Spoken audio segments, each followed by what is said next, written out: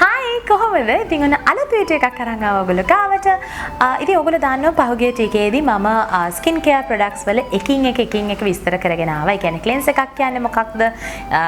Scrub කරන්නේ කොහොමද? ටෝනර්ස් ගැන, ෆේස් මාස්ක් ගැන ඔය වගේ ගොඩාක් විස්තර මම ඔයගොල්ලන්ට ප්‍රොඩක්ට් එකින් එකට විස්තර කරා. ඉතින් අද මම කතා කරන්න යන්නේ තවත් එක ස්කින් කෙයාර් ප්‍රොඩක්ට් එකක් ගැන. ඒ ඇවිල්ලා සන්බ්ලොක්.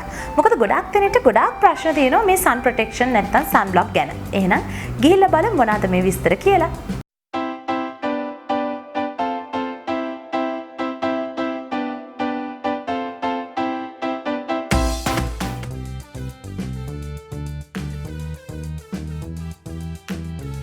ඉස්සෙල්ලාම බලන්න ඕනේ මොකක්ද මේ සන් ප්‍රොටෙක්ෂන් එකක් කියලා කියන්නේ. ඉතින් ගොඩක් දෙනෙක් දන්නවා වෙළඳපොලේ අපිට මිලදී ගන්න පුළුවන් සන් බ්ලොක් නැත්නම් සන් ක්‍රීම් කිව්වම. සන් ක්‍රීම් එකක් අපිට අවශ්‍ය වෙන්නේ අපේ හම හිරු රශ්මියෙන් ආරක්ෂා කරගන්න. ඇයි මේ හිරු රශ්මියෙන් අපේ හම ආරක්ෂා කරගන්න ඕනේ? හිරු රශ්මිය අපේ හමට වැදුනම මොනවාද අපේ හමට සිද්ධ වෙන්නේ? බොහෝ දුරට ඉස්සෙල්ලාම වෙන්නේ අපේ හමේ තියෙන තෙතමනේ හමෙන් එළියට ගිහිල්ලා අපේ හම ඩිහයිඩ්‍රේට් වෙන එක.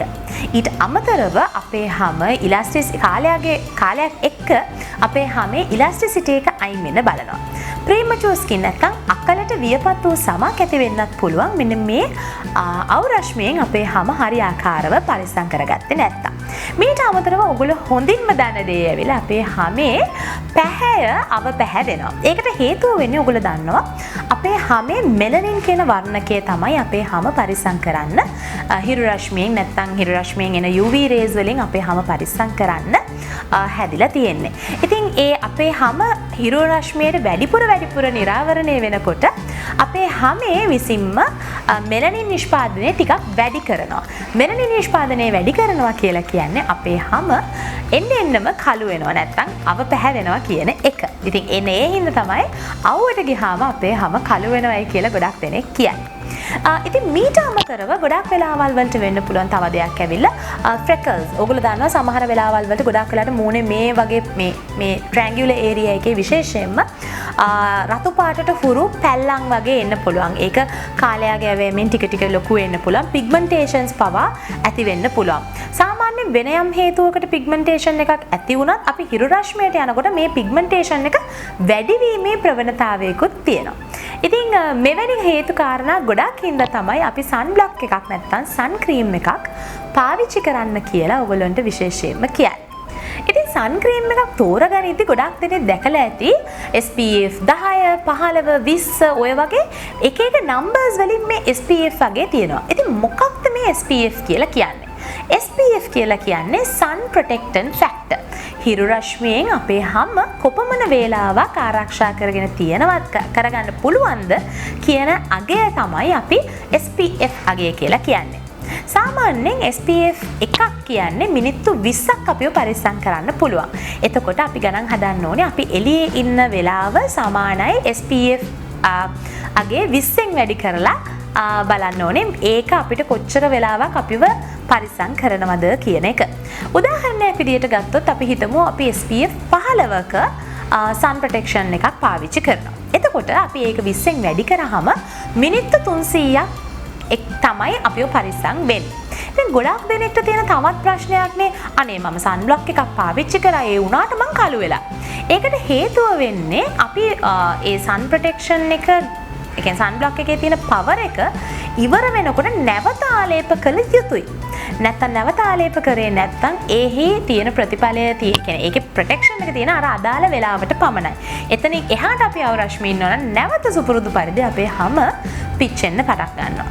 ඉතින් ඒ හින්දා තමයි කියන්නේ ගොඩක් වෙලාවට පූල් එකක ඉන්නවා නම් ටිකක් හයි SPF එකක් තියෙන සන් බ්ලොක් එකක් පාවිච්චි කරන්න කියලා. සාමාන්‍යයෙන් SPF 50ට එහා වූ සන් බ්ලොක් එකක් පාවිච්චි කරන්න කියලා කියනවා. ඒකත් අපි ගොඩක් වෙලා එළියේ ඉන්නවා නම් විටින් විට ආලේප කර කිරීම ගොඩාක් වැදගත් කියන එකත් අපි කියලා කියනවා.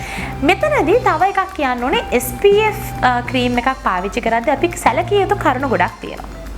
අපි කොපමණ වෙලාවක් එළියේ ඉන්නවද කියන එක බලනකො අපේ SPF අගය තෝරගන්න. ඊටත් අමතරව අපි කොයි වගේ අවරශ්මියකද ඉන්නේ? ගොඩාක් දැඩි අවරශ්මියේ ඉන්නවනද? අපේ හැම කොයි වගේ සමක්ද? මෙන්න මේ හේතු කාරණා මත උනත් මේ SPF අගය ටිකක් වැඩි එකක් තෝරගන්න එක හොඳයි. හැබැයි ඔබ හිතන්න ඔබ සාමාන්‍යයෙන් ටිකක් අඩුවෙන් නිකන් ඔෆිස් වලට යන ඔෆිස් එකකට යන කෙනෙක් නම් දිනකට පැය එකක් දෙකක් විතර පමණක් එළියේ ඉන්නවා නම් ඔගොල්ලන්ට පුළුවන් SPF 15ත් 30ත් අතර ඕනම සන්බ්ලොක් එකක් තෝරගන්න. දැන් ගොඩක් වෙලාවට ඩේ ක්‍රීම්ස් වලත් මේ SPF අගයන් ඇතුළත් සන්බ්ලොක් එකක් ඇතුළත් ඩේ ක්‍රීම්ස් එනවා. ඉතින් ඔයගලන්ට පුළුවන් ඒ වගේ දෙයක් වුණත් පාවිච්චි කරන්න. එතකොට අපේ හැමට තෙතමනයක් ලබා දෙන එකට අමතරව අපේ හැම අවරශ්මියෙන් වුණත් අපිව පරිස්සම් කරන්න ඒ දේ උදව් වෙනවා. ඉතින් ඊළඟට ගොඩක් දෙනෙට තියෙන ප්‍රශ්නයක් ඇවිල්ලා මොනවාද දැන් මේ වෙළඳපොලේ තියෙන ප්‍රොඩක්ට්ස් මොනවාද බ්‍රෑන්ඩ්ස් මොනවාද අපිට සන්බ්ලොක් එකක් ගන්න පුළුවන්. ඉතින් ලංකාවේ ඉන්න ඕගොල්ලන්ට නම් ලේසියෙම මිලදී ගන්න පුළුවන්. දැන් Aroma Magic එකේ තියෙනවා මං ගාව මෙතන තියෙන්නේ Aroma Magic එකේ එන සන්බ්ලොක් එකක්ම තමයි. දැන් විශේෂයෙන්ම ඇක්නි සමක් තියෙනවා නම් ගොඩාක් අයට ඔයිලි සමක් තියෙන අයට ප්‍රශ්න තියෙන සන්බ්ලොක් එකක් පාවිච්චි කරන්න අමාරු. සන්බ්ලොක් එකේ තියෙන ඔයිලිනස් එක වැඩි හින්දා ගොඩක් ඇක්නි දාන්න පටන් ගන්නවා. ඉතින් ඔයිලි ස්කින් එකක් තියෙන ඔයාලටම විශේෂයෙන්ම හිතුවා මේ සන්බ්ලොක් එක අනිවාර්යෙන් පෙන්විය යුතුයි කියලා.